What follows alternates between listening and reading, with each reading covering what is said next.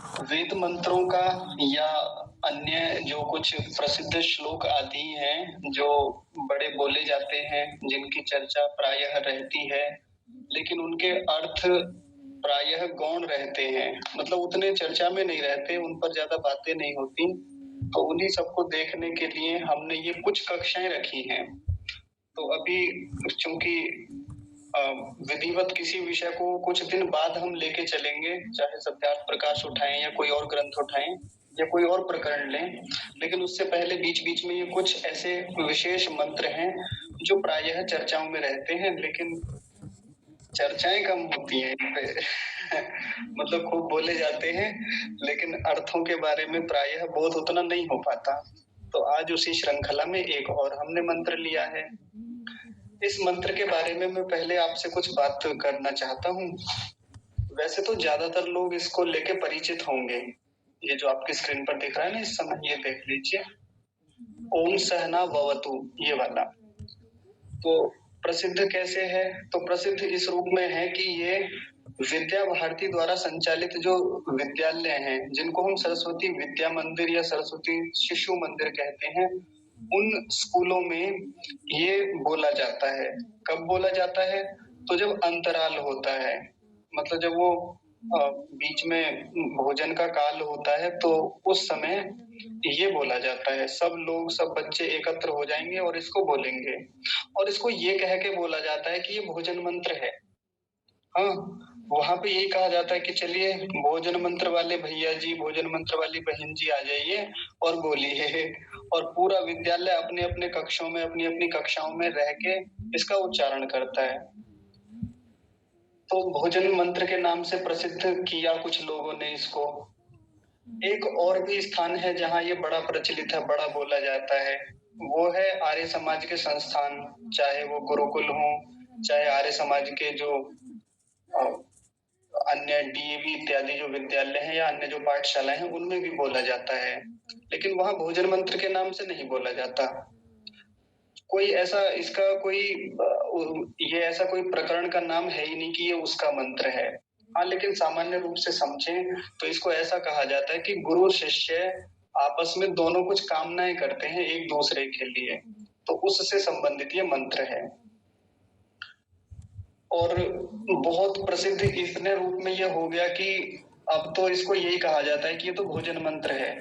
हमने बचपन में सुना था, जब हम बचपन में विद्या मंदिर में पढ़ते थे, तो 8वीं कक्षा तक इसको भोजन मंत्र कह के ही बोलते रहे। लेकिन बाद में जब थोड़ा परिचय सिद्धांतों से हुआ, आर्य समाज से हुआ, तब बाद में पता चला कि ये भोजन मंत्र नहीं है, भोजन मंत्र तो कुछ और होता है। वो अन्न पतेन्न जिसकी चर्चा हमने की थी, भोजन मंत्र तो वो है, ये तो ऐसा कुछ मामला है भी नहीं। फिर इसका अर्थ समझने का प्रयास किया, तो अर्थ में भी ऐसी कोई बात समझ में नहीं आई कि भोजन से उसका कोई रिलेशन हो। कोई रिलेशन नहीं है, दूर-दूर तक नहीं है। चलिए थोड़ा बहुत कहीं से अप्रत्यक्ष रूप से हो तो मान भी लें, नहीं था। लेकिन हाँ, पढ़ने-पढ़ाने की परंपरा से, गुरु शिष्य की परंपरा से इस मंत्र का बहुत महत्व है। आज उस महत्व को हम लोग समझेंगे। फिर एक चर्चा ये भी रहती है कि ये मंत्र है या श्लोक है, क्योंकि वेद में तो कहीं आता नहीं है। और हमने ये चीज़ देखी है कि जो वेद में जो रचनाएँ हैं, वेद में जो छंदबद्ध कुछ चीज़ें हैं, उनको हम मंत्र कहते हैं और ये वेद में कहीं दिखता नहीं है। तो फिर इसको मंत्र कहें, श्लोक कहें, क्या कहें इसको? तो जैसा अब पीछे यज्ञ के प्रकरण में भी कई बातें आई, कई सारे मंत्र आए, शायद अयंत इदमा आत्मा को लेके था कि इनको हम श्लोक माने या मंत्र माने, क्योंकि वो अन्य शास्त्रों से लिए गए थे। तो वैसी ही बात इसमें भी है, मंत्र कहने को कहा जा सकता है, ऐसी कोई बुराई नहीं है। भोजन मंत्र ना कहें, इसको मंत्र कह सकते हैं, लेकिन इसको श्लोक भी कह सकते हैं। तो श्लोक कह लीजिए, मंत्र कह लीजिए, प्रसिद्ध तो ज्यादातर ये मंत्र के रूप में ही हो गया, तो मंत्र भी कहा जा सकता है, कह सकते हैं। तो हम मंत्र कह के ही संबोधित करेंगे इसको। और ये गुरु शिष्य की परंपरा को बताने वाला है कि दो, एक गुरु है और एक शिष्य है, वो आपस में क्या कामनाएं करते हैं एक दूसरे के लिए। तो वो मंत्र के समाप्त होते होते उन सब बातों का बोध हो जाएगा हमको। तो मैं सबसे पहले इसके उच्चारण को बता देता हूँ, क्योंकि उच्चारण में बड़ी समस्या होती है इस मंत्र में। और कई स्थानों पर कुछ गलत उच्चारण होने की संभावना रहती है। आप देख लीजिए। सबसे पहला शब्द ओम। हाँ, एक जानकारी और मैं आपको दे दूं। वो बहुत ध्यान से सुनेंगे। वो दूसरी जानकारी क्या है? महर्षि दयानंद सरस्वती जी ने ग्रंथ लिखा जिस ग्रंथ का नाम है ऋग्वेद आदि भाष्य भूमिका। ऋग्वेद आदि भाष्य भूमिका, यानी जब वो ऋग्वेद का भाष्य करने के लिए बैठे तो उन्होंने उसका भाष्य करने से पहले सोचा कि क्यों ना एक भूमिका लिख दी जाए। जैसे कोई भी एक पुस्तक लिखते हैं, उन्होंने एक सत्यार्थ प्रकाश नाम की ये पुस्तक लिखी, तो इस पुस्तक को लिखने से पहले इसमें एक भूमिका लिखी। मान लीजिए सत्यार्थ प्रकाश 300 पेजों का है और उन 300 पेजों में एक 2 पृष्ठ की एक भूमिका लिख दी कि इसमें पूरे सत्यार्थ प्रकाश में 300 पृष्ठों में क्या लिखने वाला हूँ। तो उसके लिए 2 पृष्ठ की भूमिका लिखी। बस भूमिका इतनी होती है। लेखक अपना मंतव्य रखना चाहता है कि मैं ये ग्रंथ क्यों लिख रहा हूँ। ऐसे ही ऋग्वेद का जब वो भाष्य करने बैठे, ये चारों वेदों का भाष्य जब करना आरंभ किया, तब उन्होंने एक पूरी भूमिका लिखी। अब ऋग्वेद का भाष्य कितना बड़ा है, मैंने बताया था लगभग 4000 पेजों का है। फिर यजुर्वेद का किया, सामवेद और अथर्ववेद का बाकी रह गया था। तो जो इतना लंबा काम था, इतना बड़ा भाष्य करना था, कई वर्षों के लिए उनको लगना था उस काम में। तो उन्होंने सोचा कि इस ऋग्वेद का भाष्य करने से पहले कुछ भूमिका लोगों के सामने रख दी जाए कि मैं ये ऋग्वेद का भाष्य क्यों कर रहा हूँ। तो सोचिए, इतने बड़े वेदों का भाष्य करने से पहले भूमिका 1-2 पृष्ठ की तो लिखी नहीं जाती, 2-4-10-5 पेजों की भी नहीं लिखी जा सकती थी। तो पूरी एक पुस्तक ही लिखनी पड़ी ऋषि दयानंद को। और पुस्तक का नाम क्या रखा? ऋग्वेद आदि भाष्य भूमिका। यानी ऋग्वेद या ऋग्वेद के अलावा जो बाकी 3 वेद हैं, उन सब वेदों के भाष्य से पहले जो भूमिका है वो मैं लिख रहा हूँ।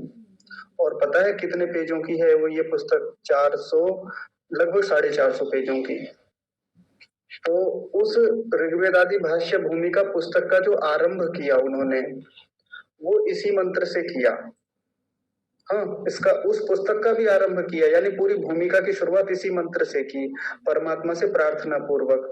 तो यदि हम उसको समझेंगे तो मैं अर्थ बताऊंगा कि ऋषि दयानंद कैसा अर्थ करते हैं उस पुस्तक में, या अन्यत्र स्थानों पर इसका अर्थ कैसे प्रचलित है, या जहां से ये लिया गया वहां कैसा अर्थ है, तो अभी समझेंगे। पहले एक बार इसका हम उच्चारण देख लेते हैं। सबसे पहला शब्द है ओम, दूसरा शब्द है सह। सह, कल एक शब्द आया था सह, तो सह नहीं है, ये केवल सह है। और उस सह और इस सह में भेद है। तीसरा शब्द है ना वतु। अच्छा, गलत हो गया क्या? तनिक रुकिए, एक वकार ज्यादा हो गया, मुझे ऐसा लग रहा है। हाँ, एक वकार ज्यादा हो गया, टाइपिंग मिस्टेक ही है। ऐसे आप समझ लीजिएगा, है ना। ये मेरी गलती है, मेरा दोष है। ना वतु, ना वतु। मैं ये क्यों बता रहा हूँ? आप तो सोचेंगे इतना आसान सा शब्द है, इसमें कौन सी बड़ी बात है। तो गलती क्या होती है इस शब्द में? ना ववतु। ववतु, ववतु बोलते हैं, ववतु ऐसे, ये है ववतु। तो ववतु नहीं बोलना, ववतु, यानी दोनों वकार पूरे रखने हैं, आधा नहीं करना है। तो क्या बन गया पूरा शब्द? ना ववतु हो गया, यही था। अगला फिर सह और नौ, इस बार शब्द, हाँ इस बार ये शब्द स्पष्ट आ गया। ये लिखा सब उन्होंने नौ, नौ, नो नहीं है। अंग्रेजी वाला जो NO होता है वो ना होके ये औकार की मात्रा देने वाला है। तो क्या हो गया? नौ। और अगला शब्द है भुनक्तु। भुनक्तु, देखिए सबसे पहली बात तो दोनों जो ऊ लगे हुए हैं, दोनों छोटे ऊ हैं, ह्रस्व उकार। तो वो तो है ही, लेकिन इसमें एक काम की बात और है, वो है ये जो अजीब सा लग रहा है हमको, वो नक, ककार हलंत, तकार पूरा है और उस पर भी ह्रस्व उकार, ऐसे यानी क आधा और त पूरा है। ऐसा है, ये जो अजीब सा दिख रहा है ना कि ये क्या ही छपा हुआ है पता नहीं। भुनक्तु, भुनक्तु, ऐसा हो गया ये। सह वीर्यम, वीर्यम, ये शब्द तो कई बार आया पिछले दिनों, और अभी पिछले मंत्र में भी आया था। करवा वहई, करवा वहई। अब इस शब्द को बड़े ध्यान से समझेंगे। ये वाला जो शब्द लिखा हुआ है क्या है? कर। सबसे पहली गलती तो यही होती है, क्या? कर, कर बोलते हैं, कर नहीं है, कर ऐसा है। यानी रेफ आधा होता तो कह देते करवा वही, लेकिन अभी क्या है? कर। जी सागर भाई कुछ कह रहे हैं? ये गौरव। ओम अरे जी मैं हाँ जी। अरे जी वो वीर्यम है तो वीर्यंग भी पढ़ सकते हैं ना? हाँ हाँ बिल्कुल बताऊंगा, अभी यहाँ परिवर्तन हो जाएगा, अभी करा देंगे। जी तो इसको मैं नीचे लिखता हूँ यहाँ पे। ये क्या उच्चारण है? कर, कर नहीं बोलेंगे। कर वा व हई, वहई। देखिए ऐकार है ये, नहीं तो कुछ लोग उच्चारण क्या करते हैं, करवा वही, वही, वही तो ऐसे होगा ये वाला वही, लेकिन ऐसे थोड़ी बोलना है। वही, आई आई आई वही, ऐसे। और रेफ का जरूर ध्यान रखना है, जो र है रेफ, करवा वही, ऐसे हो गया। अब एक बात और देखिए जो गौरव जी कह रहे थे, वीरियम, अगर केवल अलग अलग पद उच्चारण करना है तो वीरियम इतना बोलेंगे, करवावहे बिल्कुल ऐसे बोलेंगे। लेकिन जो कि पहले प्राचीन काल में भी ये नियम बताया गया था कि अनुस्वार हटाएंगे तो क्या बोल देंगे यहाँ बीच में, उसका अगला शब्द देख, अगला वर्ण देखना होता है, अगला अक्षर देखना होता है, कौन सा? क। और क वर्ग का अंतिम वर्ण लग जाएगा, और वो क्या होता है नीचे देखिए, ककार होता है ये वाला, और ये आधा हो जाएगा हलंत। तो देखिए क्या बन जाएगा, मैं नीचे लिख देता हूँ।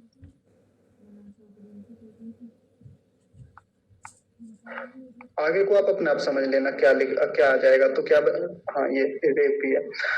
सह वीर्यम, वीर्यम, ग जो होता है ये, इसका उच्चारण क्या होता है? ग। वीर्यं करवावहै, या वीर्यम वो भी बोल देंगे तो उसमें भी कोई बुराई नहीं है, लेकिन ये वाला सटीक है, शुद्ध है, उत्तम उच्चारण इसी का माना जाता है। सह वीर्यं करवावहै, करवावहै, कर, इसका ध्यान रखेंगे। तो ये हो गया, मैं थोड़ा सा इसकी सफाई कर देता हूँ क्योंकि बहुत सारी बातें लिख दी हैं इस पे।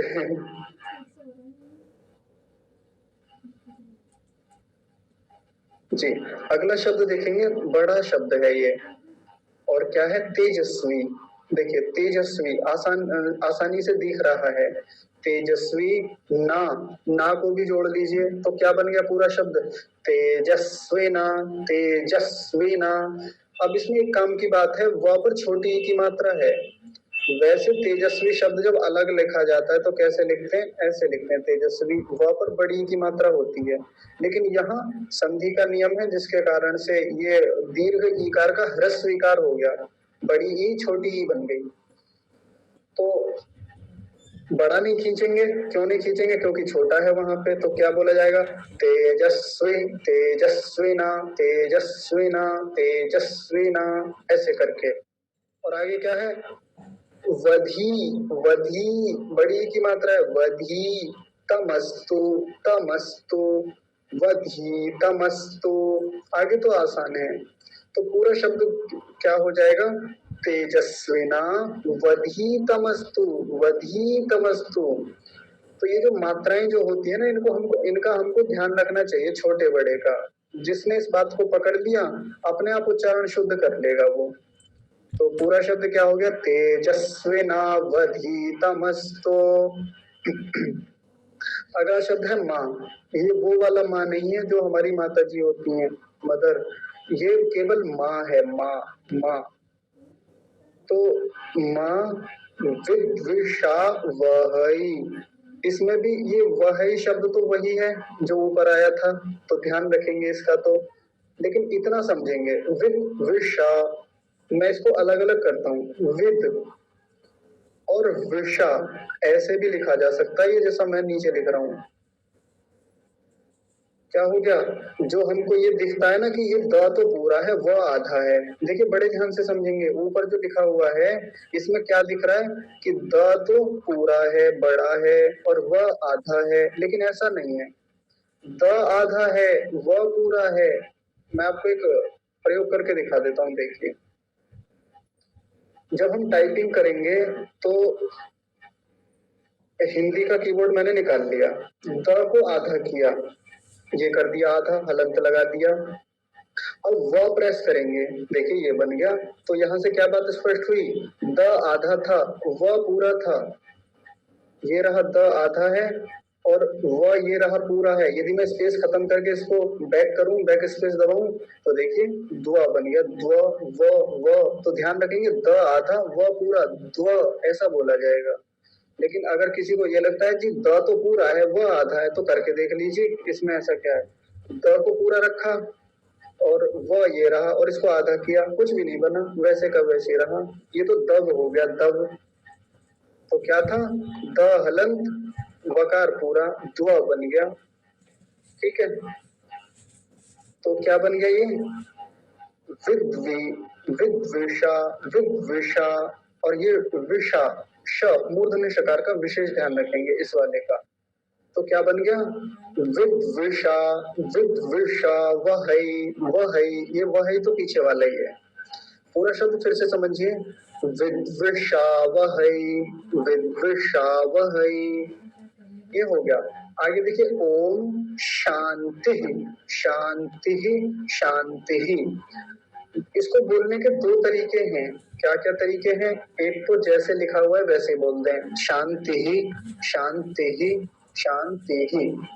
तो विसर्ग लगा के बोल दें, लेकिन एक तरीका ये भी होता है कि यहाँ बीच में विसर्ग संधि है, तो ये विसर्ग हट के यहाँ श लग जाएगा, तालव्य शकार आधा, तो क्या बोला जाएगा, शांति, शांति, शांति ही। अंतिम वाले में तो विसर्ग लगना ही लगना है हर हालत में ही। लेकिन कुछ लोगों को आपने उच्चारण करते देखा होगा, वो क्या बोलते हैं, शांति, शांति, शांति ही, मतलब बीच में ये वाला तालव्य शकार आधा आ जाता है। मैं एक बार नीचे लिख देता हूँ तो क्लियरिटी हो जाएगी। शांति,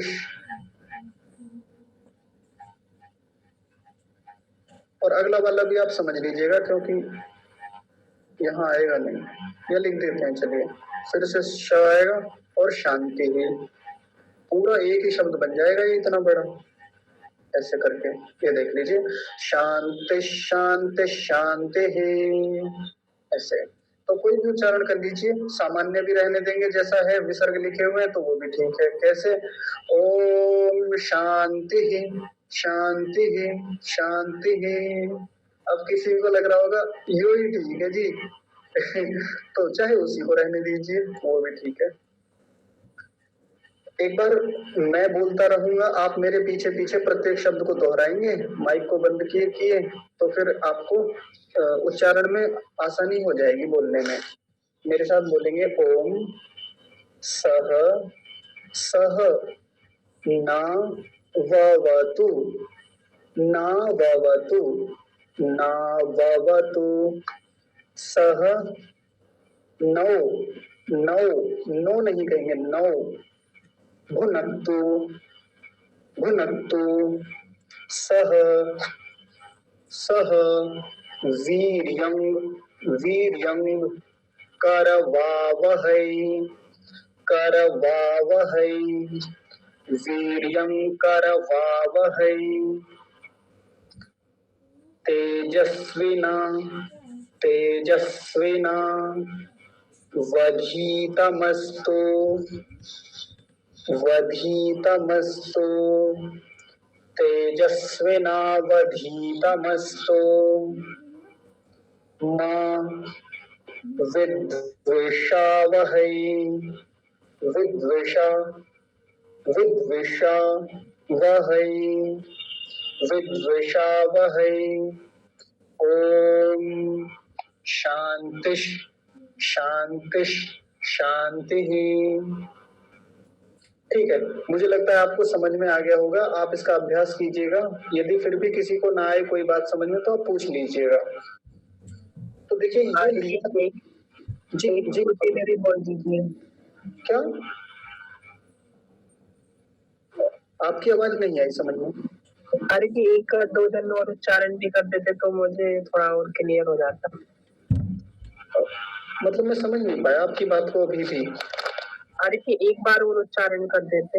हाँ हाँ ठीक है जी, मैं करता हूँ। देखिए एक बार मैं बोल रहा हूँ ऐसे ही, ओम सह ना ववतु, सह नौ भुनक्तु, सह वीर्यं करवावहै,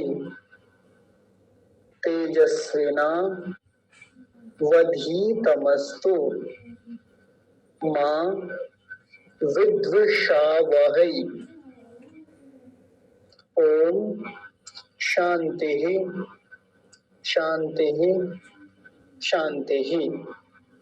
जी, अब एक बार प्रवाह से उच्चारण देख लीजिए।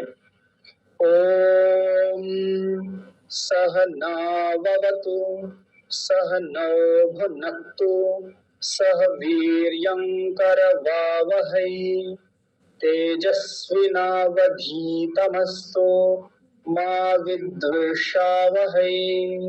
ओम शांति शांति शांति। ये इसका उच्चारण हो गया। अब देखिए ये मंत्र लिया कहाँ से गया है, तो ऋषि दयानंद ने उसी में ऋग्वेदादि भाष्य भूमिका में यही लिख रखा है जैसा मैंने यहाँ लिखा हुआ है। तैत्तिरीय आरण्यक एक ग्रंथ है। आपको लग रहा होगा कि एक तो तैत्तिरीय उपनिषद भी होता है, फिर ये आरण्यक क्या हो गया। तो तैत्तिरीय उपनिषद मतलब दो प्रकार के ग्रंथ होते हैं, एक तो आरण्यक होते हैं, एक होते हैं उपनिषद। तो दोनों ग्रंथ बिल्कुल अलग अलग हैं। और ये जो उपनिषद ग्रंथ हैं इनमें बहुत सारे श्लोक भी मिल जाएंगे, बहुत सारे वेद मंत्र भी मिल जाएंगे, ऐसे ही आरण्यक ग्रंथ भी हैं। तो ऐसा कहा जाता है कि वेदों के बाद की परंपरा में, ब्राह्मण ग्रंथों के बाद की परंपरा में ये आरण्यक और उपनिषद ग्रंथ अलग अलग आए थे। तो उन्हीं में तैत्तिरीय एक ब्राह्मण भी होता है, ब्राह्मण ग्रंथ भी होता है, तैत्तिरीय उपनिषद भी होता है, तैत्तिरीय आरण्यक ग्रंथ भी होता है एक। तो ये तैत्तिरीय आरण्यक में से लिया गया है। और जैसे प्रत्येक पुस्तक में अध्याय होते हैं, किसी में कांड होते हैं, किसी में मंडल होते हैं, किसी में समुल्लास होते हैं, या अलग अलग प्रकार से उनको बांटा जाता है। तो इसमें इनको कैसे बांटा गया है, इसमें प्रपाठक हैं। जैसे आपने देखा होगा कि पिछले दिनों हम ऋग्वेद को देख रहे थे या ऋग्वेद के मंत्रों को समझ रहे थे, तो उसमें क्या होते थे, मंडल होते थे, सूक्त होते, मंडल थे, मंडलों के भीतर सूक्त होते थे छोटे छोटे से, और उनके भीतर भी फिर मंत्र होते थे।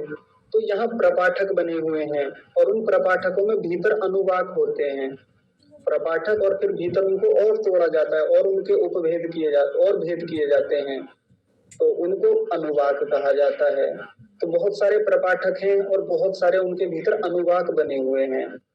तो उन्हीं में ही 9वां प्रपाठक है, और उस 9वें प्रपाठक के भीतर पहला ही अनुवाक जब आता है तो उसमें ये मंत्र छाप रखा है, मतलब ये अंकित है उसमें, वहां से ये लिया गया।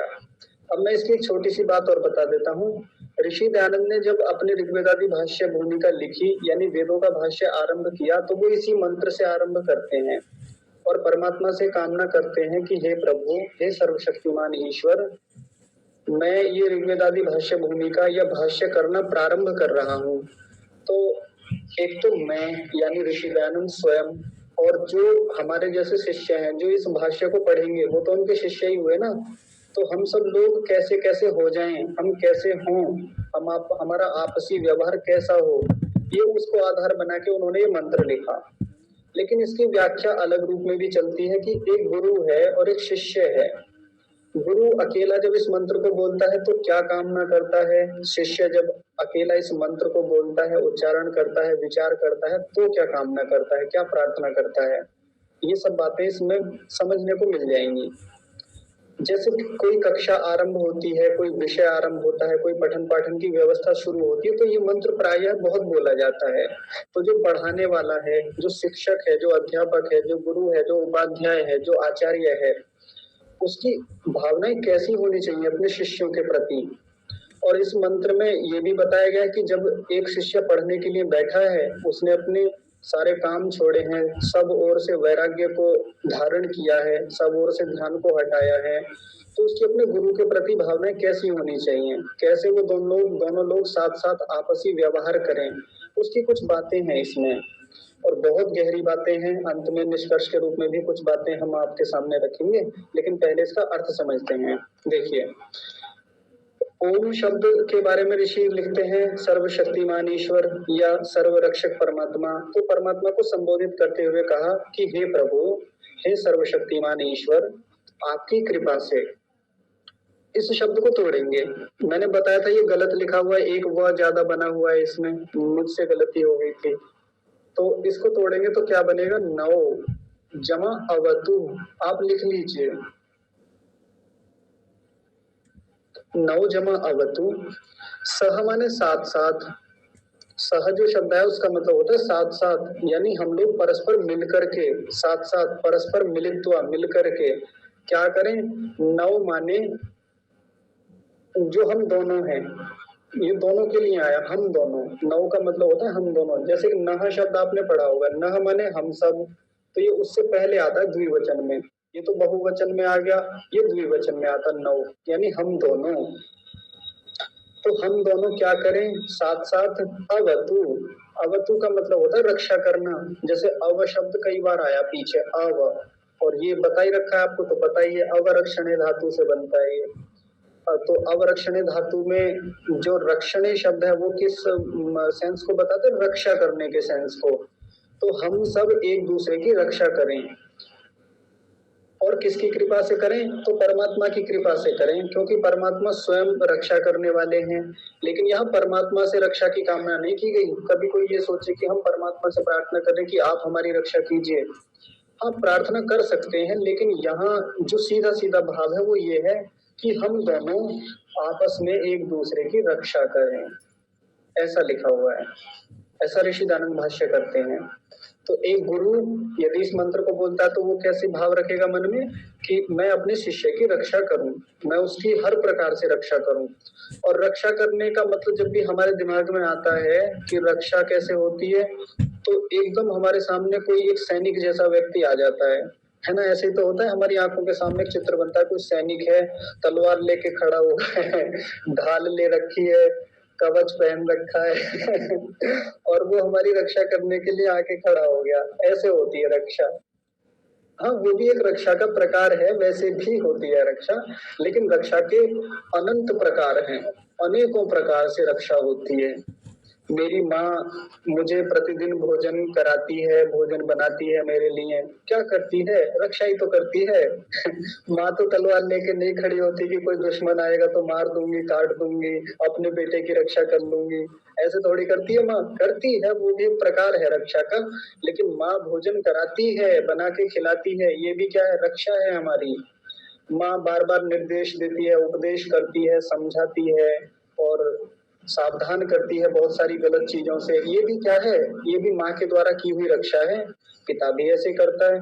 पिता कई बार पीट के रक्षा कर देता है, क्योंकि उसका पीटना जरूरी है, तो कई बार दंड दे देता है।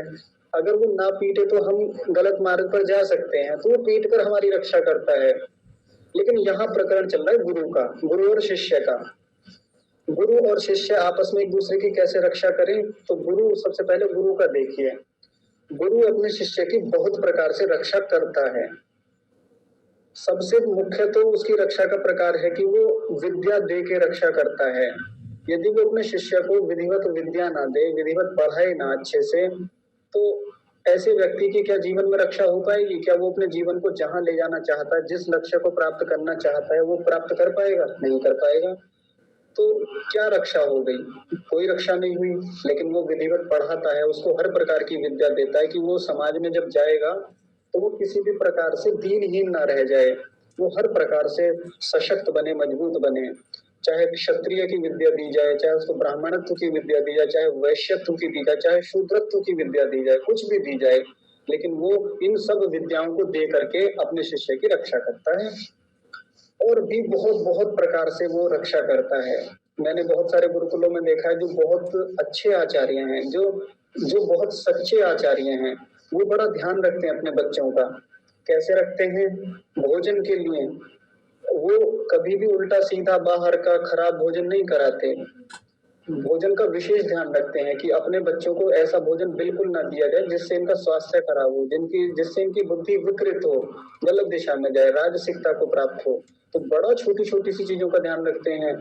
अपनी गौशाला में अच्छी ही गायों को रखते हैं, जिससे कि खराब गायों को या खराब भैंसों को रख के हमारे बच्चों का स्वास्थ्य खराब ना हो, इनकी बुद्धि उत्तमता से युक्त हो, सात्विकता से युक्त हो, एकाग्रता से युक्त हो। ऐसा ध्यान रख के क्या करता है एक गुरु? अपने शिष्यों की रक्षा करता है। वही उल्टा देख लीजिए, क्योंकि इस विषय पर भी तो बात करनी चाहिए ना। बहुत सारे गुरुकुल या बहुत सारे पाठशालाएं, बहुत सारे स्कूल ऐसे भी मिलते हैं जहां इन बातों पर कोई ध्यान ही नहीं है। जैसे आजकल तो प्राइमरी में व्यवस्था है कि वहीं भोजन कराया जाता है बच्चों को, तो बहुत सारे अध्यापक तो बड़ा ध्यान रखते हैं बच्चों के उत्तम पोषण का, कि बच्चों को अच्छा ही भोजन मिले और खुद भी खाते हैं उनके साथ बैठ के। जैसे मेरे भैया हैं, मेरे भैया भी प्राइमरी में एक टीचर हैं, तो वो भी बच्चों के एक एक चीज का बड़ा ध्यान रखते हैं, आके वो बताते हैं। ये मामला है सिद्धांतों का, क्योंकि भैया सैद्धांतिक व्यक्ति हैं और जानते हैं कि किस चीज से पुण्य कर्माशय बनेंगे, किससे पाप कर्माशय बनेंगे, तो इन चीजों का ध्यान रखते हैं। वही मैं बहुत सारे सरकारी विद्यालयों में देखता हूँ, तो घटिया से घटिया वस्तुओं को खरीद के लाएंगे वो जो होते हैं अध्यापक, और फिर उनसे उल्टा सीधा भोजन बना के बच्चों को खिलाया जाता है। खैर, बात यह है कि किसी भी रूप में अध्यापक बच्चों से जुड़ा हुआ है तो वो उनकी रक्षा करे हर प्रकार से, शारीरिक, मानसिक, आत्मिक, सामाजिक, आर्थिक, जो भी जिस भी प्रकार की हो, हर प्रकार से उसकी रक्षा करे। प्रार्थना ही करके न छोड़ दे। प्रतिदिन मंत्र तो बोल दिया कि हम दोनों एक दूसरे की रक्षा करें, लेकिन जीवन में वैसा दिखे ना, तो ऐसा नहीं करना चाहिए। जैसे हमारी कक्षा चलती है, हमारी कक्षा के किसी सदस्य को कोई बाधा है, कोई ऐसी चीज है कि भाई समस्या है जीवन में, तो फिर अध्यापक का क्या कर्तव्य है, पढ़ाने वाले का, कि वो उसकी उस समस्या को दूर करे। जैसा मैं प्रयास करता हूँ कि यदि हमारी कक्षा के किसी सदस्य को किसी प्रकार की कोई बाधा है तो व्यक्तिगत रूप से उसकी रक्षा की जाए, उसकी सहायता की जाए। अब इसका थोड़ा सा दूसरा पक्ष भी देख लीजिए कि एक शिष्य भी ऐसा ही करे। एक शिष्य जब पढ़ता है अपने अध्यापक से, अपने गुरु से, तो वो भी वैसा ही करे, वो भी उसकी रक्षा के लिए पूरे प्रयास करे, ध्यान रखे उसका, अपने गुरु का सम्मान करे। जैसे मैंने एक दिन एक उदाहरण दिया था कि हमारे एक परिचित थे, तो उन्होंने क्या किया, एक बार विद्यालय में गए और वहां जाके अध्यापक को धमकी दे दी कि बाहर मिल, बाहर बताता हूँ तुझे। और सच में ही ऐसा होता था कि बाहर अध्यापक निकले और पत्थर फेंक के मारा, उनको उठा के पटक दिया, साइकिल उठाई और फेंक दी, ऐसे ऐसे उल्टे काम होते थे। ये बात तब की नहीं है, ये तो आज भी चलता है। आज तो और बड़े स्तर पे ये आतंक होने लगे हैं। बड़े बड़े कॉलेज में आप जाइए, वहां तो टीचर डरते हैं बच्चों को कुछ भी मारने पीटने से, क्योंकि पता है कि आजकल तो पूरे गैंग चलते हैं इनके विद्यार्थियों के। तो हम ऐसे ना हो जाएं। एक दिन इंटर कॉलेज की बात बताता हूँ। जब मैं इंटर में था तो एक हम बाहर बैठे हुए थे, नीचे बैठे थे, हमारे बराबर में भी एक कक्षा चल रही थी। अब वहां पे अध्यापक जो थे थोड़े वृद्ध थे, वो बच्चों को कुछ उन्होंने होमवर्क दिया था और बच्चों की कॉपी चेक कर रहे थे। कह रहे थे कि हाँ भाई अपनी कॉपी दिखाइए, सभी लाइए। सब बच्चे अपनी कॉपी चेक कराने लगे। इतने में खट्टा कट्टा लड़का था वहीं पे कक्षा में ही, उसको खड़ा किया, कहा हाँ जी अपना नोट दिखाइए, कहाँ है आपकी कॉपी। उसने कहा जी नहीं है। क्यों नहीं बनाई? कितने दिन से कह रहा हूँ आपको, इधर आइए। इधर बुलाया अपने पास में। हालांकि मैं तो सभ्य भाषा में बात कर रहा हूँ, लेकिन इंटर कॉलेज के या सरकारी विद्यालयों के जो अध्यापक होते हैं वो ऐसे बात थोड़ी करते हैं, इधर आ, ऐसे बात चलती है वहां। तो बुलाया अपने पास में, डंडा उठाया, मोटे मोटे डंडे रहते थे बैंत जैसे, उठा के जो मारा, लड़के ने डंडा पकड़ लिया सीधा पकड़ लिया एकदम से। तो वो थोड़ा सा बलिष्ठ भी था और फुर्तीला भी था, डंडा पकड़ लिया। पकड़ने के बाद में टीचर अपनी ओर खींच रहे, वो अपनी ओर खींच रहा है, वो छोड़े ना। पूरा विद्यालय में तमाशा बन गया, सब उनकी ओर देखने लगे। अंत में हुआ क्या, उस लड़के ने डंडे को पकड़ा और पूरे जोर से अध्यापक को पीछे धकेल दिया और अध्यापक गिरते गिरते बचे। और वो लड़का जीने की तरफ भाग गया। वहां जीना बना हुआ था, सीढ़ियां बनी हुई थी, और उस सीढ़ियां जाती थी जो विद्यालय के कमरे थे उनके ऊपर, और वो कमरों से पीछे फील्ड की ओर वो स्थान बना हुआ था, और वो ऊपर से छत पे से कूद गया और भाग गया। ऐसे अध्यापकों की रक्षा करते हैं आज के विद्यार्थी और फिर वो भाग गया वहां से, लेकिन वो पकड़ में आ गया। उसके पिताजी विद्यालय में आए, उसको लिवा के लेके आए, और फिर क्या किया, अगले दिन प्रेयर में उसको मुर्गा बनाया। जब तक प्रेयर हुई, प्रिंसिपल का भाषण हुआ, 1 घंटे तक लगभग वो चर्चाएं हुई, तब तक उसको मुर्गा बना के रखा, गर्मी में पसीने में वो तर हो गया। और फिर उसी बेंच से उसको इतना तोड़ा जैसे पशुओं को तोड़ा जाता है। ये स्थिति बना दी उस लड़के की टीचर्स ने, और लगातार 3 दिन तक ये प्रोग्राम चला था मतलब कैसी स्थितियां हो गई शिक्षा की, कैसे हमारे शिक्षण संस्थान हो गए कि ऐसी नौबत आने लगी मारने पीटने की एक दूसरे को। और ऐसा एक उदाहरण नहीं है, ऐसे सैकड़ों उदाहरण देखने में आते हैं। हम जड़ें काटने में लग जाते हैं अपने अध्यापकों की या अपने शिष्यों की। कई बार अध्यापक बड़ा भेद करते हैं शिष्यों में या बच्चों में, विद्यार्थियों में। हाँ, ये वाला विद्यार्थी बहुत अच्छा है, इसके प्रति तो ये भाव और दूसरे के प्रति वो भाव। ऐसा नहीं करना है, सबको समान रूप से लेके चलना है, सबके प्रति उत्तम व्यवहार, उत्तम विनम्रता वाला व्यवहार करके हमें उनकी रक्षा करनी है। प्रभु से कामना है कि हे सर्वशक्तिमान परमात्मा, आप ऐसी कृपा कीजिए, हम आपकी सहायता से एक दूसरे की रक्षा करें। एक वाक्य हो गया। दूसरा वाक्य देखिए, ये सह नौ भुनक्तु। सह माने साथ साथ, ये साथ साथ शब्द तो बार बार चलेगा कि साथ साथ ही करें ये काम, अकेले ना करें कि केवल गुरु ही इस बात पे लगा रहे या केवल शिष्य ही इस बात का पालन करे। सह माने साथ साथ, परस्पर मिलके। नौ माने हम दोनों। भुनक्तु, भुनक्तु का मतलब है भोगे, भोग करें। अब कोई सोचेगा भोग करे, फिर से वही बात आ जाएगी, ये तो बड़ा गंदा शब्द है, भोग करे। लेकिन भोग करने का तात्पर्य मैंने बता दिया था। अगर मैं भोजन करता हूँ तो वो भी तो भोजन का भोग करना ही है। भोग करने का मतलब होता है सुख लेना, ऐश्वर्यों को क्या कहें इसके निशब्द, हाँ, ऐश्वर्यों का सुख लेना, ऐसा कह सकते हैं, ये भोग का तात्पर्य है। मैं भोजन करता हूँ, मैं अच्छे बिस्तर पे सोता हूँ, मेरे घर में एसी है, या मेरे अच्छी बड़ी गाड़ी है, मेरे पास अच्छी खूब जमीन जायदाद है, मेरे पास तो खूब सारा धन है, पहनने के लिए उत्तम वस्त्र है, ये क्या है? ये सुख लेना ही तो है ऐश्वर्यों का। इसी को भोग करना कहते हैं। लेकिन भोग करने से हमारे दिमाग में केवल एक वस्तु आती है, दुष्कर्म करना किसी के साथ, ये भोग होता है। लेकिन वही थोड़ी होता है। तो जितने भी प्रकार के ऐश्वर्य हैं, उन सबको, उनका आनंद लेना, उनका सुख लेना, ये भोग कहलाता है। तो जब हम भोग कर रहे हों गुरुकुल में, पाठशाला में या इसके इतर भी, साथ साथ भोगे हम। गुरु ऐसा ना हो जाए कि सारे भोगों को तो मैं ही भोगूंगा, मेरे लिए विशेष भोजन बनेगा गुरुकुल में या पाठशाला में या कहीं भी। शिष्य ये हल्का भोजन करेंगे, शिष्य ये कमजोर भोजन करेंगे, ऐसा नहीं। सबके लिए समान, साथ साथ परस्पर मिल के दोनों बराबर भोगों को भोगे। सब दोनों का जो ऐश्वर्य है बराबर हो और पर्याप्त मात्रा में होना चाहिए। तो ऐसा दोनों को ध्यान रखना चाहिए, शिष्यों को भी और गुरुओं को भी। ये हो गया। अगली तीसरी पंक्ति देखिए, सह वीर्यम करवावहै। सह माने साथ साथ, मिलकर के, परस्पर आपस में। वीर्यम माने वही पराक्रम, उत्साह। करवावहै माने उसकी वृद्धि करें, उसको बढ़ाएं। ऋषिदानंद लिखते हैं कि एक दूसरे के सामर्थ्य को पुरुषार्थ से सदा बढ़ाते रहें। ये होता है वीर्यम करवावहै का मतलब। वीर्यम माने सामर्थ्य को या उत्साह को, पराक्रम को। करवावहै माने बढ़ाते रहें, उसकी वृद्धि करते रहें। एक दूसरे के पराक्रम को कैसे बढ़ाएं? जड़ें काटने में न लग जाएं। फिर से वही बात आ गई।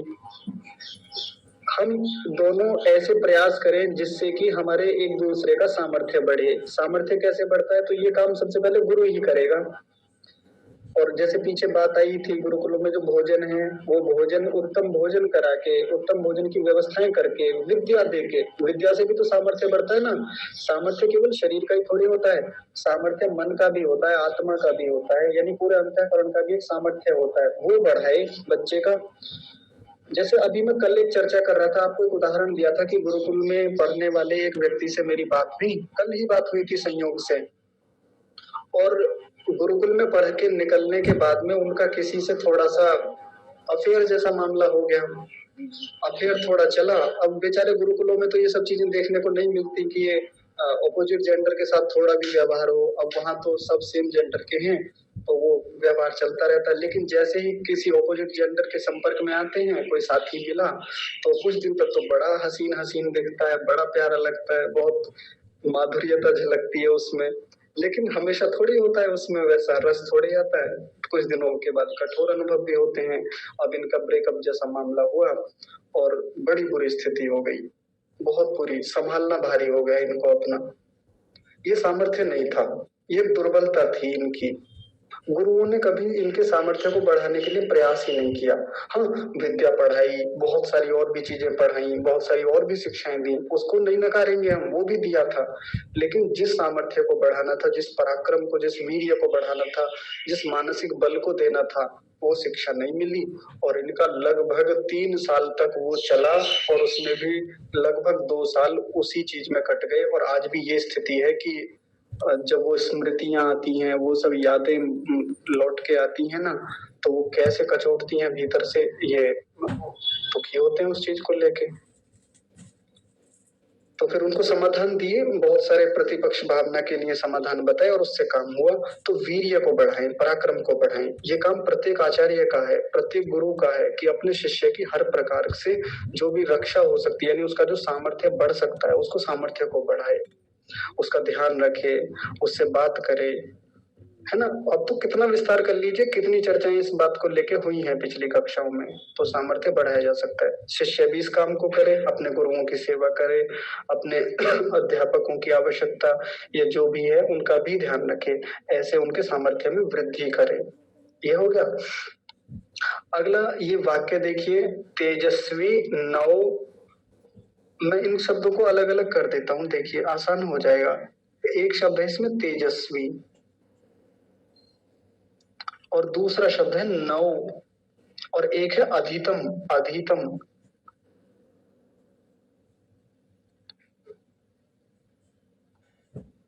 ऐसे अधितम, और अंतिम शब्द है अस्तु।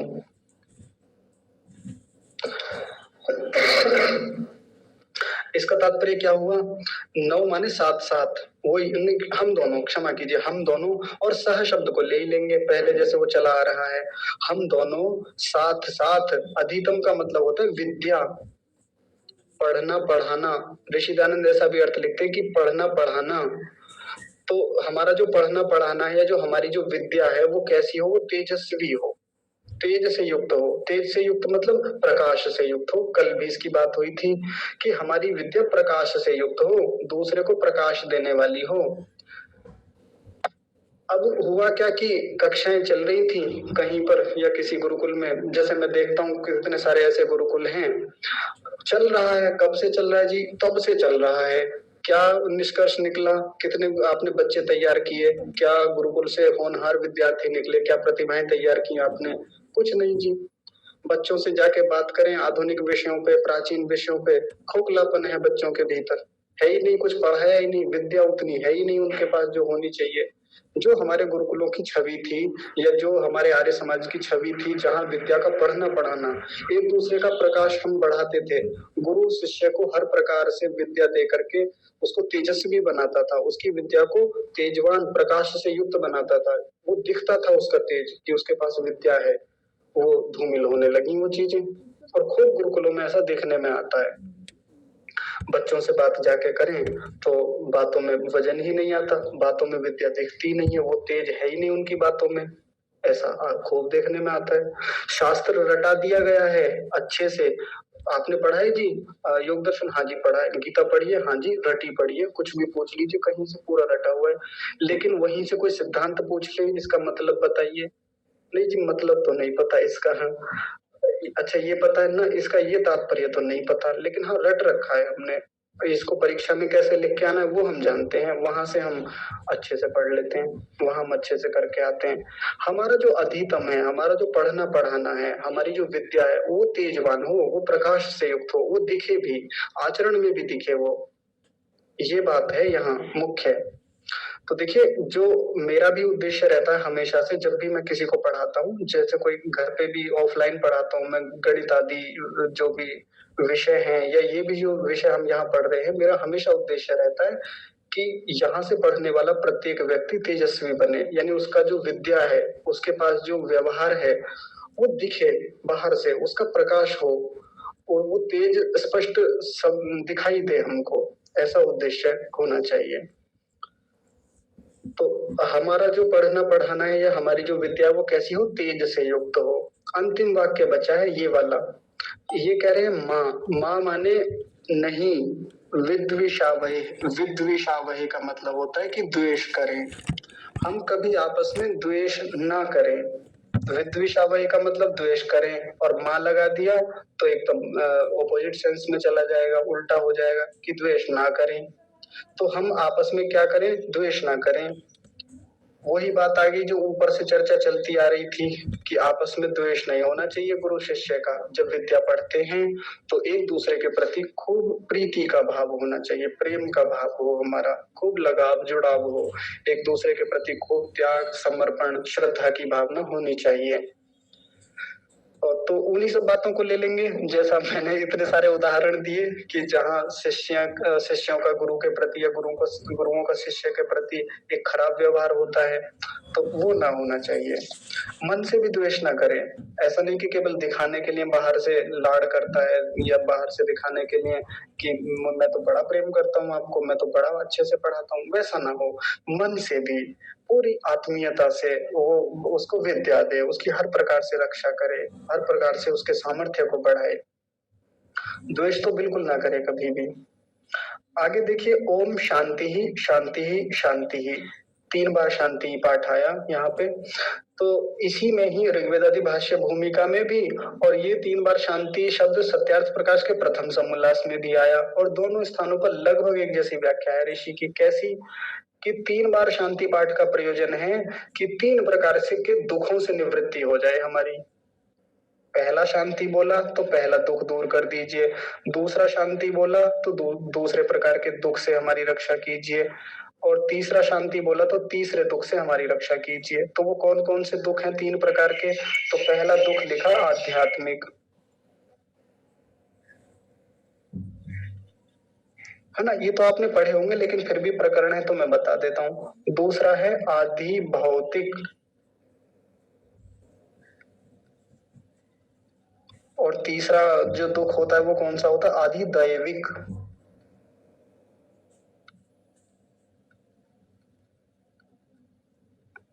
ऐसे गलत हो गया, मात्रा गलत हो गई, दैविक ऐकार, ठीक है जी। तो ध्यान से देख लीजिए, ये 3 प्रकार के दुखों से निवृत्ति की कामना करते हैं जब भी हम 3 बार शांति शांति बोलते हैं। संध्या के मंत्रों को जब पूरा करते हैं तो बहुत सारे लोग जब वो मंत्र पूरा किया, ओम नमः शंभवाय च मयो भवाय च नमः शंकराय च मयस्कराय च नमः शिवाय च शिवतराय च, ऋषि ने तो बस यहाँ तक लिखा, लेकिन कुछ लोग बोल लेते हैं ओम शांति ही शांति ही शांति ही। तो बढ़िया है, कोई बुराई नहीं है, बोल सकते हैं। लेकिन यहाँ जो 3 बार शांति बोला उसका मतलब भी यही है कि हमारे जीवन में जो 3 प्रकार के दुख हैं, इन 3 प्रकार के दुखों को हमसे दूर कर दीजिए, हटा दीजिए, इनसे पृथक कर दीजिए। क्योंकि हर आत्मा तो यही चाहता है ना कि हमारे जीवन के सब दुख दूर हो जाएं। तो गुरु शिष्य भी यही चाहते हैं कि हमारे जीवन में ये 3 प्रकार के जो दुख हैं इनसे निवृत्ति हो जाए हमारी। पहला दुख देखिए, आध्यात्मिक दुख। आध्यात्मिक दुख का मतलब होता है जो जिसमें व्यक्ति स्वयं जिम्मेदार होता है, जिसमें स्वयं कारण होता है, अपने से संबंधित होता है। हाँ मीरा बिटिया कुछ कह रहे हैं, आप बता दीजिए फिर। जी आचार्य जी, बस मैं इसी विषय में पूछना चाहती थी, जो आदि दैविक है तो उसमें मन इंद्रिय के माध्यम से कैसे दुख प्राप्त होता है? क्योंकि मन इंद्रिय तो अपनी होती हैं और वो आदि दैविक में आई हैं, यही पूछना था हमें। 300 बताता हूँ। तो वहां सत्यार्थ प्रकाश के जो प्रथम समोल्लास में जो 3 प्रकार के दुख है मैं बताता हूँ, वहीं पहुंचेंगे अभी, लेकिन पहले सबसे पहले आध्यात्मिक को देख लें। आध्यात्मिक दुख का मतलब क्या होता है कि जिसमें व्यक्ति स्वयं उत्तरदायी होता है, उसकी अपने कारणों से वो दुख आता है। तो मैं ऋषि दयानंद के कुछ उदाहरण दे देता हूँ जैसा उन्होंने लिख रखे हैं। हाँ मिल गया। तो वो कहते हैं जो आत्मा शरीर में अविद्या, राग, द्वेष, मूर्खता और ज्वर पीड़ा आदि होते हैं। तो सबसे पहले हम ज्वर पीड़ा आदि को लेते हैं। ये जो हमारे शरीर में जो रोग आते हैं ना, बीमारियां आती हैं, इन सबको आध्यात्मिक दुख कहा जाता है। जैसे किसी को कोई समस्या हुई, पेट दर्द हुआ, किसी को कोई और बाधा हो गई, बुखार हो गया, जुकाम हो गया, खांसी हो गई, सर्दी हो गई, ये क्या है? ये आध्यात्मिक दुख है। उसमें ज्यादातर भूमिका व्यक्ति की खुद ही होती है। हाँ, बाकी घटक भी होते हैं, बाकी और भी लोग जिम्मेदार हो सकते हैं, लेकिन मुख्य रूप से भूमिका इसी की ही है, तो फिर इसको आध्यात्मिक ही कहा जाएगा।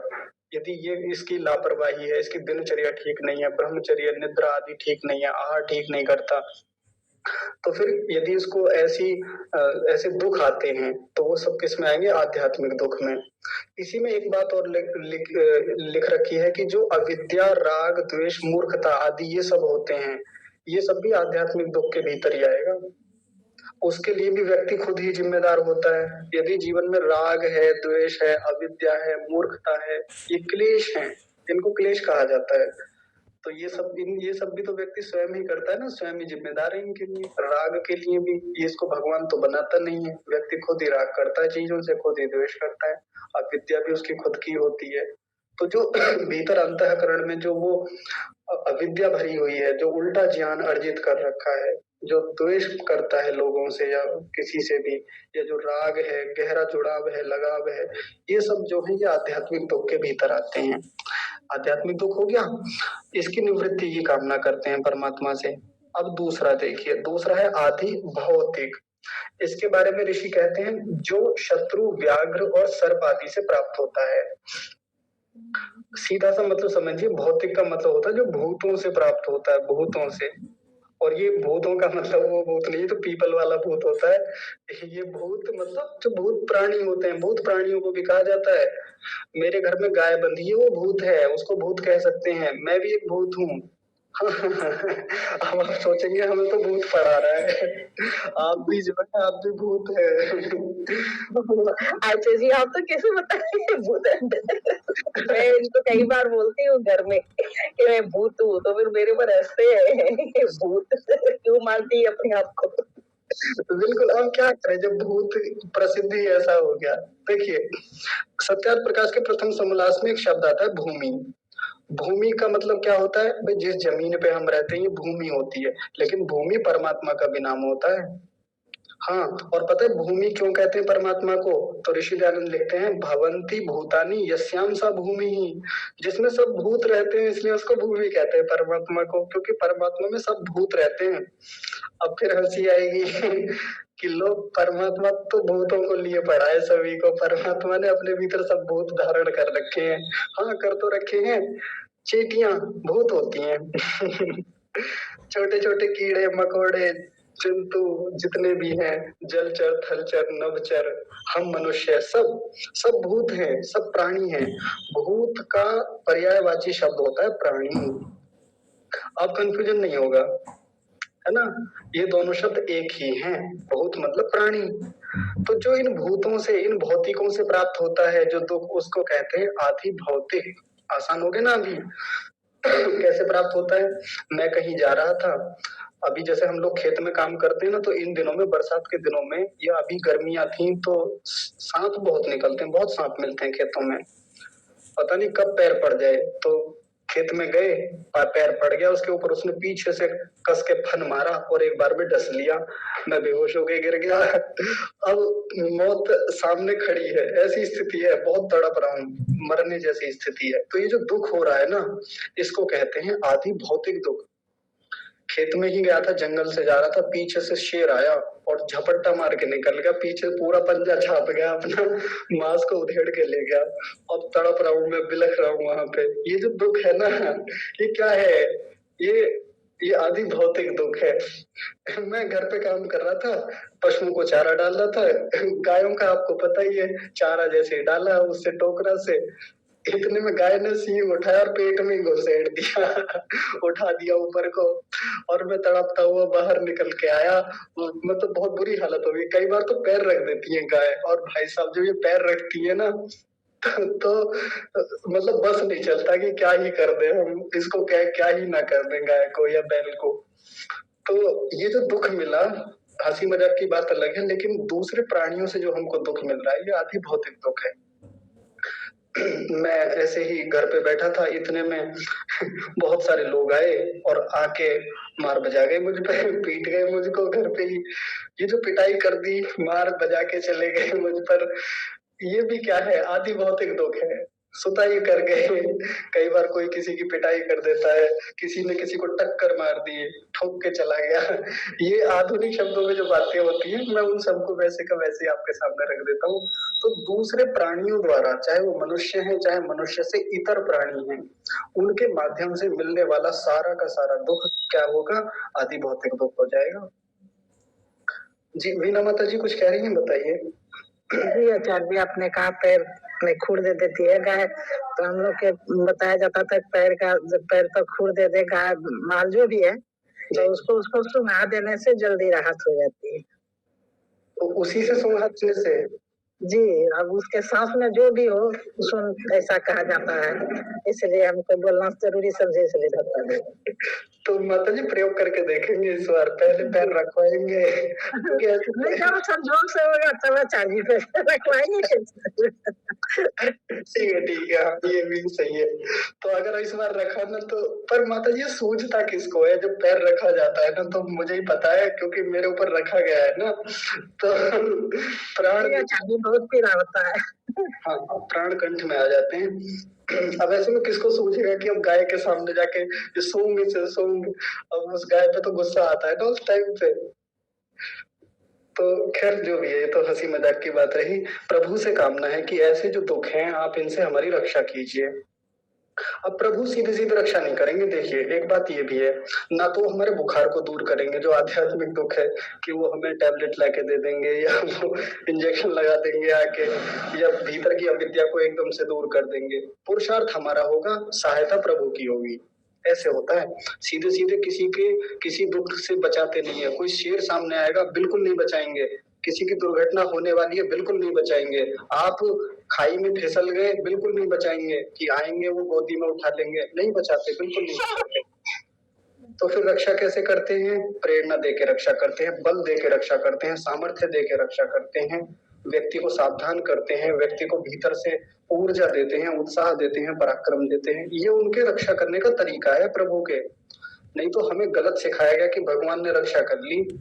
एक व्यक्ति जंगल में जा रहा था, सांप लिपट गया पैर से, और लिपट गया, अब उठा के फटाफट उसको जल्दी से उसका फनी पकड़ के दूर फेंक दिया, और एकदम से मुंह से निकला कि आज तो भगवान ने रक्षा कर ली, नहीं तो आज तो मर ही जाता। या कोई और आ गया था, उसने बचा लिया इसको।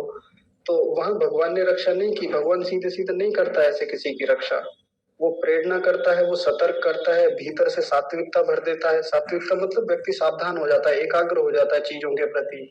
तो इस प्रकार से रक्षा होती है। अंतिम दुख देख लीजिए क्या बचा हुआ है, आधिदैविक दुख। आधिदैविक के बारे में ऋषि लिखते हैं, जो देवों से प्राप्त होने वाला दुख है, जो अति वृष्टि, अति शीत, अति उष्णता, मन और इंद्रियों की अशांति से होता है। तो सबसे पहले वो लेंगे जो देवों से दुख प्राप्त होता है।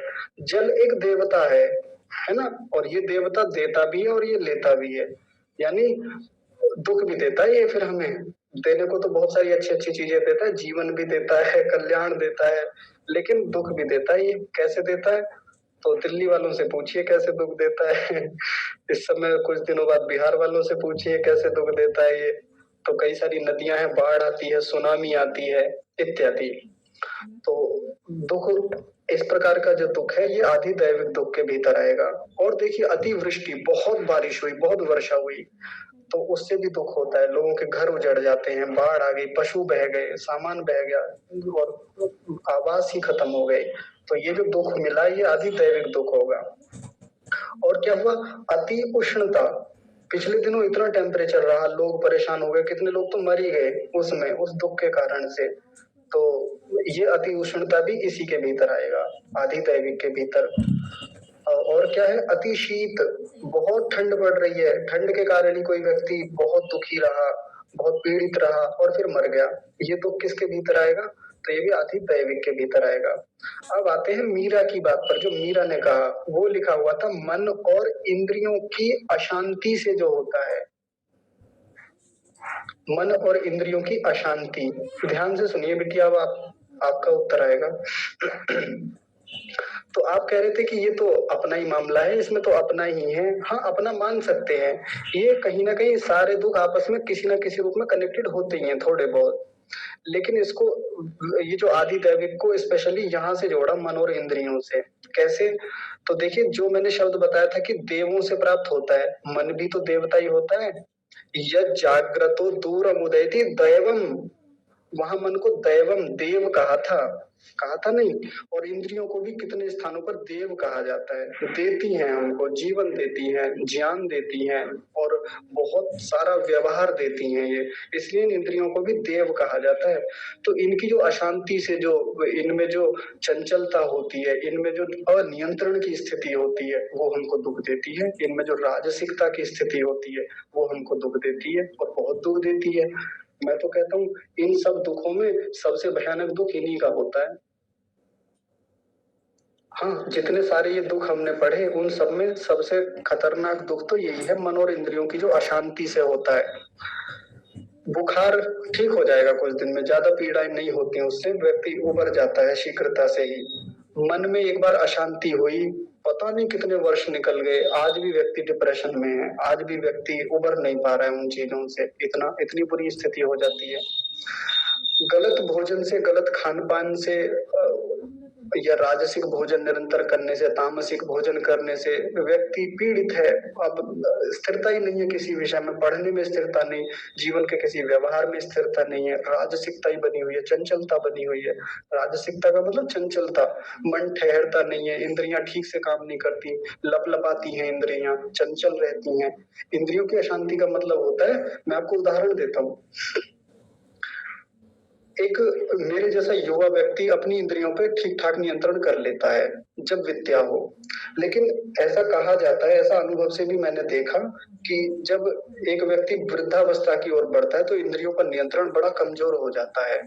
जैसे एक उदाहरण मैं देता हूँ, आपको बड़े अच्छे से ये बात समझ में आएगी।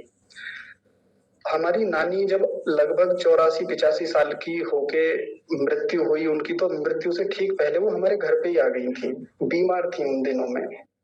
अब जैसे घर पे आके रहने लगी तो बहुत अभावों में उनका जीवन रहा, बहुत अभावों में, बहुत गरीबी में। तो कभी अच्छे पदार्थ खाने को नहीं मिले और अंतिम समय में ऐसा कहा जाता है कि व्यक्ति जब वृद्धावस्था में होता है तो उसकी सारी संवेदनाएं, सारी की सारी जो लोलुपता है या जो कुछ जिज्ञासाएं, इच्छाएं हैं, वो जीभ पे आके टिक जाती हैं। मतलब वो रस विषय पर नियंत्रण नहीं कर पाता, उसको रस अच्छे से अच्छा चाहिए, जिह्वा इंद्रिय उसके राजसिकता में चली जाती है, ऐसा कहा जाता है और मैंने देखा भी है। अब उनको हमेशा अच्छा अच्छा खाने का मन करता था, तो कई बार जलेबी आ गई जैसे कहीं से, या जलेबी खरीद के ले आए बाजार से, तो उनको देने लगते। मैं नाराज हो जाता था उस समय, काफी दिनों की बात होगी, मैं थोड़ा सा कठोरता से बोल जाता था। मैंने कहा एक तो बीमार चल रही है, आप लोग इन्हें जलेबी खिला दो। लेकिन उनका मन होता था। और प्रायः एक बात कहते हैं लोग कि भाई जब किसी बड़े बूढ़े का मन कर रहा हो ना इन सब चीजों के लिए, तो खिला देना चाहिए, कोई बात नहीं। वो है कि हाँ नुकसान तो देगी, लेकिन रोकना नहीं चाहिए, खिला देना चाहिए। तो वो बात बहुत बाद में जाके समझ में आई कि ये जो चंचलता है, इस पर नियंत्रण नहीं होता वृद्ध व्यक्तियों का। और ये जो चंचलता है इंद्रिय की, कौन सी, जीवा इंद्रिय की चंचलता, ये उसके लिए दुख का कारण बनती है। और ये केवल वृद्धावस्था की बात नहीं है, ये युवावस्था की भी बात है, बाल्यावस्था की भी बात है। आजकल बच्चों को बाहर के खाने का इतना शौक होता है कि कुछ भी देख लिया यही चाहिए। फल ला के रख दो, फल नहीं खाएंगे, कुरकुरे ला के रख दो, एकदम से उड़ा देंगे उसको, पता ही नहीं चलता। या कितनी भी बाजार की और वस्तुएं ला के रख दो, तुरंत खत्म कर देंगे, हाँ तुरंत सफा चट एकदम मामला हो जाता है। और अच्छे फल ला के रखो, दूध ला के रखो, मक्खन ला के रखो, ये सब चीजें कर दो ना, ये नहीं खाऊंगा, ये नहीं खाऊंगी, ये स्थिति होती है। क्यों? जीवा बहुत बहुत ज्यादा चंचल स्थिति में है और परिणाम क्या होता है? दुख, सच में दुख होता है। छोटे छोटे से बच्चे आज इस स्थिति में हैं, लीवर खराब हो गया, लीवर काम नहीं कर रहा है। मैं उदाहरण नहीं देना चाहता क्योंकि बात थोड़ी सार्वजनिक हो जाती है। एक बच्चे का बिल्कुल लीवर खराब हो गया, 3.5 साल का बच्चा,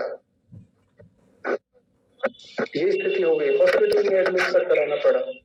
माता जी म्यूट कीजिए।